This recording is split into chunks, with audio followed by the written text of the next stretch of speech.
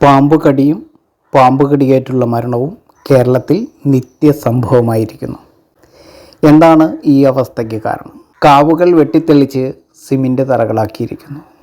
കാവുകളോ ക്ഷേത്ര സമ്പ്രദായങ്ങളിലേക്ക് മാറിയിരിക്കുന്നു.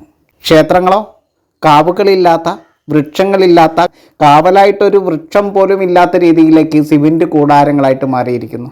എല്ലാ ക്ഷേത്രങ്ങളിലും സർപ്പപീഠം സങ്കല്പപീഠമായിട്ട് മാറിയിരിക്കുന്നു. കാവുകൾ ക്ഷേത്രങ്ങളിൽ നിന്നും അന്യമായിരിക്കുന്നു. ആ കാവുകളെ സംരക്ഷിച്ചുകൊണ്ടാണ് ക്ഷേത്രങ്ങൾ നിലനിൽക്കേണ്ടത്. പക്ഷേ ആ സംരക്ഷണ രീതി നമ്മൾ മറന്നിരിക്കുന്നു. ക്ഷേത്രം മറ്റെന്തിനോ വേണ്ടിയിട്ട് ഒന്നായിട്ട് മാറുകയാണ്. ഇതിനെക്കുറിച്ച് നിങ്ങൾ അറിയണം, ഇതൊന്ന് കേൾക്കണം. കുംഭമാസം ശിവരാത്രിയോട് കൂടിയിട്ടുള്ള മഴയുടെ ലഭ്യത കുറഞ്ഞതോടെ മീനം മേടം വറുതിയുടെ അങ്ങേയറ്റം എത്തി. അപ്പോൾ പാമ്പ് കടിയും പാമ്പ് കടിയേറ്റുള്ള മരണങ്ങളും കേരളത്തിൽ വർദ്ധിക്കുകയാണ്.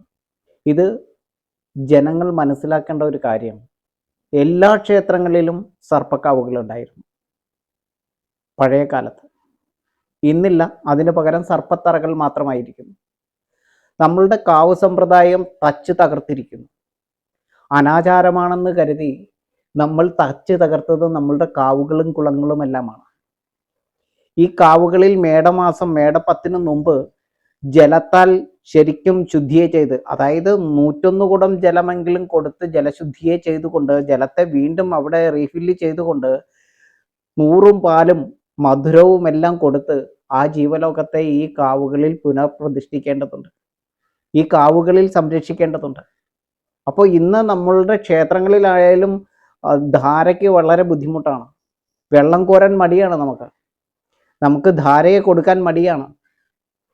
അപ്പോൾ ക്ഷേത്രങ്ങളിൽ ശിവങ്കൽ ധാരയെ കുറഞ്ഞിരിക്കുന്നു, കാവുകളിൽ ധാരയെ കൊടുക്കുന്നത് കുറഞ്ഞിരിക്കുന്നു, കാവുകളിലെ ആചാരങ്ങൾക്ക് ഭംഗം വന്നിരിക്കുന്നു, കാവുകൾ തന്നെ സിമൻ്റ് തറകളായിട്ട് മാറിയിരിക്കുന്നു. അപ്പോൾ ഈ ഉരകവർഗത്തിൽപ്പെട്ട നാഗവർഗത്തിൽപ്പെട്ട സകല ജീവലോകവും ഈ പൊറുതിമുട്ടിയ വേനൽക്കാലത്ത് പുറത്തിറങ്ങും. അപ്പോൾ സർപ്പധ്വംസനം, വിഷജീവികളുടെ കടിയേൽക്കാനുള്ള സാധ്യത കൂടുതലാണ്. അപ്പോൾ നന്നായിട്ട് എണ്ണയൊഴിച്ച് വിളക്ക് കത്തിക്കുക. വിളക്ക് കത്തിക്കുന്നതോടുകൂടി കാവുകളിൽ വിളക്ക് കത്തിക്കുമ്പോൾ ആ കാവുകളിലേക്ക് കീടങ്ങളെത്തും, ചെറുപ്രാണികളെത്തും. അവയെ തിന്നുന്നതിനുള്ള സകല ജീവലോകങ്ങളും, പല്ലി തൊട്ട് പാറ്റ തൊട്ട് പഴുതാര തൊട്ട് തവള തൊട്ട് എലി തൊട്ട് എല്ലാം അവിടെ തന്നെ എത്തും. അപ്പോൾ ഉരകവർഗത്തിൽപ്പെട്ട രാജാവായിട്ടുള്ള നാഗങ്ങൾക്കും അവിടെ തന്നെ ഭക്ഷണം കിട്ടും. ഈ വേനൽ ചൂടിന്റെ മൂർധന്യതയിലാണ്, 10-ാം ഉദയത്തിന് മുമ്പാണ് കാവുകളിലെ ജലശുദ്ധിയെ ചെയ്ത് ജലത്തെ 100 കണക്കിന് കുടം ജലത്തെ കൊടുത്തുകൊണ്ട് അവിടെ വീണ്ടും ഈ ജീവലോകത്തെ, ആ നാഗദേശത്ത്, ആ സർപ്പക്കാവുകളിൽ വീണ്ടും ജീവലോകത്തെ പ്രതിഷ്ഠിച്ചുറപ്പിക്കുന്നത്.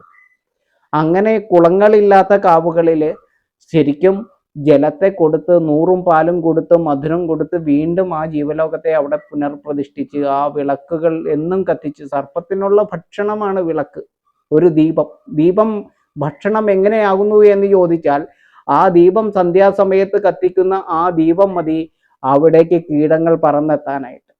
ആ കീടങ്ങളെ തിന്നുവാനുള്ള മറ്റ് ആഹാര ചംക്രമണ വ്യവസ്ഥയിലുള്ള സകല ജീവജാലങ്ങളും അവിടെ തമ്പടിക്കാൻ അതിന് കാരണമാകും. ഈ ദീപത്തെ തെളിയിക്കുന്നതിന് വേണ്ടിയിട്ടുള്ള എണ്ണ മതി ആ ബേസായിരിക്കുന്ന ഭൂതഗണമായിരിക്കുന്ന ഉറുമ്പിനെ അവിടെ കുടിയിരുത്താൻ. ഉറുമ്പെന്ന ബേസായിരിക്കുന്ന ശിവഭൂതഗണം അവിടെ ഇരിക്കുന്നിടത്തോളം കാലം മറ്റെല്ലാ ജീവജാലങ്ങളും അവിടെ തന്നെ തമ്പടിക്കും. ഏറ്റവും സുരക്ഷിതമായിട്ടുള്ള ഇടങ്ങളിലാണ് ഉറുമ്പ് കൂടുകൂട്ടുന്നത്. അപ്പൊ ഇതെല്ലാം അന്ധവിശ്വാസമായിട്ട് എഴുതി തള്ളിക്കൊണ്ട് ഭൂമി മുഴുവൻ മനുഷ്യർ കവർന്നെടുക്കുമ്പോൾ സർവ്വജീവലോകങ്ങൾക്കും അധിവസിക്കുവാൻ കാവലായിട്ടുള്ള കാവുകള് വെട്ടിത്തെളിച്ച് നശിപ്പിച്ച് അവിടെ സിമൻ്റ് തറകളാക്കി നിർത്തുമ്പോൾ നമ്മൾ ചിന്തിക്കേണ്ട ഒരു കാര്യം എന്ന് പറഞ്ഞാൽ, സർവ്വ ജീവജാലങ്ങൾക്കും ഇടം കൊടുക്കുന്ന സമ്പ്രദായമാണ് ക്ഷേത്രത്തിലായാലും നമ്മളുടെ ഭവനങ്ങളിലായാലും എല്ലാം, നമ്മളുടെ തൊടികളിലായാലും നമ്മളുടെ പൂർവികർ ചെയ്തു വെച്ചിരിക്കുന്ന ആ കാവല്, നമ്മളുടെ പൂർവികർ നമ്മളുടെ സുരക്ഷിതത്വത്തിന് വേണ്ടി കരുതി വെച്ചിരുന്ന ആ കാവലാണ്, ആ കരുതലാണ് കാവുകൾ. ആ കാവുകൾ, ആ പിൽഗ്രിമേജ്, ആ തീർത്ഥസ്ഥാനങ്ങൾ, ആ വ്യവസ്ഥാപിതമായിട്ടുള്ള വ്യവസ്ഥയാണ് ഇന്ന് അട്ടിമറിക്കപ്പെട്ടിരിക്കുന്നത്. ഈ വ്യവസ്ഥയുടെ മേൽ വന്ന അവിശ്വാസമാണ്.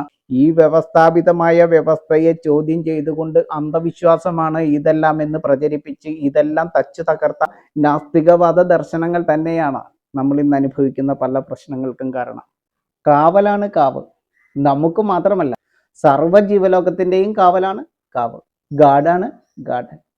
പുല്ല്, ഗ്രോവ് നമ്മുടെ ഗ്രോത്തിന് വേണ്ടിയിട്ടാണ്.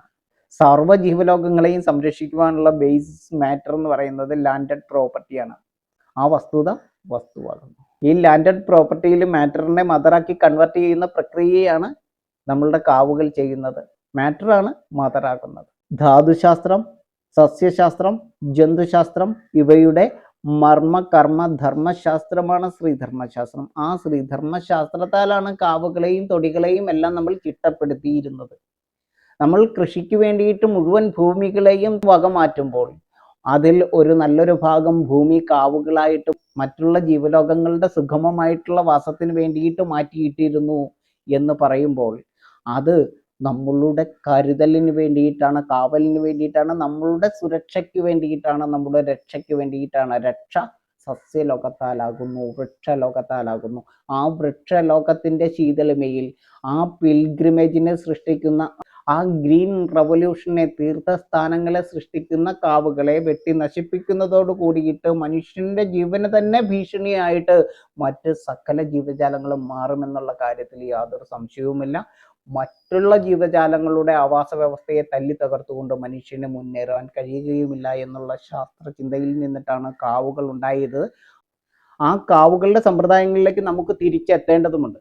കാവുകളിലെ ആരാധനാ സമ്പ്രദായത്തിൽ ഈ മേടമാസത്തിൽ മേടപ്പത്തിന് മുമ്പ് നന്നായിട്ട് തീർത്ഥത്തെ കൊടുത്ത് ശുദ്ധീകരിച്ച് ആ മണ്ണിനെ ശരിക്കും നനച്ച് പരിപാലിച്ച് ജീവലോകത്തെ വീണ്ടും പ്രതിഷ്ഠിക്കുന്ന ചടങ്ങാണ് കാവുകളിൽ നടക്കുന്ന പുള്ളുവൻ പാട്ടും അതുപോലെ തന്നെ 100 പാലും കൊടുത്തുകൊണ്ടുള്ള എല്ലാ ആചരണ പദ്ധതികളും. പുള്ളുവൻ പാട്ടൊന്നും മെയ്ക്ക് വെച്ച് നടത്തേണ്ട കാര്യങ്ങളല്ല. ആ സംഗീതം സർവ്വജീവലോകത്തെയും വിളിച്ചുണർത്തി ഊട്ടി വീണ്ടും ഉറക്കുന്ന ആ പ്രക്രിയയാണ്. അതിൻ്റെ ശാസ്ത്രീയതയിലേക്ക് കടന്നു ചെല്ലാനും ആ ശാസ്ത്രീയതയെ ശരിയാണെന്ന് പറയുവാനും കഴിയുന്ന ഒരു തലമുറ അധികം താമസിയാതെ തിരിച്ചെത്തുമെന്നുള്ളത് 100% ഉറപ്പാണ്. അപ്പോൾ കാവുകളിലെ ആ വിളക്ക് വെപ്പ്, ആ എണ്ണയുടെ ലഭ്യത ഒന്നും കുറയ്ക്കേണ്ടതില്ല. പിൽഗ്രിമേജ് ആയിരിക്കുന്ന, തീർത്ഥസ്ഥാനമായിരിക്കുന്ന കാവുകളിൽ ജലത്തിൻ്റെ ലഭ്യതയില്ലെങ്കിൽ കാവിനെ നനച്ച് തന്നെ കൊടുക്കേണ്ടതാണ്. ആ കാവിനെ നനയ്ക്കുന്ന പ്രക്രിയയാണ് മേടപ്പത്തിന് മുമ്പ് നടക്കുന്ന എല്ലാ കാവുകളിൽ നടക്കുന്ന ആചാരാനുഷ്ഠാനങ്ങളെല്ലാം. അപ്പോൾ അതെല്ലാം ലോഭം വന്നതിൻ്റെ ഫലമാണ്. ഇതിൻ്റെ എല്ലാം അർത്ഥം നഷ്ടപ്പെട്ടതിൻ്റെ പരിണിത ഫലമാണ് ഇപ്പോൾ നടക്കുന്ന ഈ വലിയ ആപത്ത്. എല്ലായിടത്തും നാഗങ്ങൾ കാവുകൾ വിട്ട് ഇറങ്ങിയിരിക്കുന്നു, കാടുകൾ വിട്ട് ഇറങ്ങിയിരിക്കുന്നു. കാരണം നമ്മൾ തന്നെ ചിന്തിക്കുക, നമ്മൾ തന്നെ പ്രകൃതിയിലേക്ക് മടങ്ങുക. ഇത് പ്രകൃതിയുടെ ചികിത്സയാണ്. ഭാരതീയ ദർശനം പ്രകൃതിയുടെ ദർശനമാണ്, നാച്ചുറോപ്പതിയാണ്.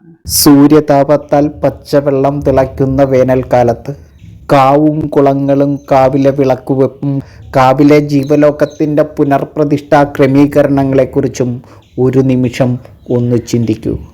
നമ്മളുടെ ജീവസുരക്ഷയ്ക്ക് വേണ്ടി മാത്രമല്ല, സർവ്വജീവലോകത്തിൻ്റെയും സുരക്ഷയെ കരുതിയുള്ള കാവലാണ് കാവ് എന്ന് തിരിച്ചറിയൂ. ആ കാവിലെ വിളക്ക് സർവ്വജീവലോകത്തിൻ്റെയും വെളിച്ചമാണ്. അത് ഊതിക്കെടുത്താതിരിക്കുക.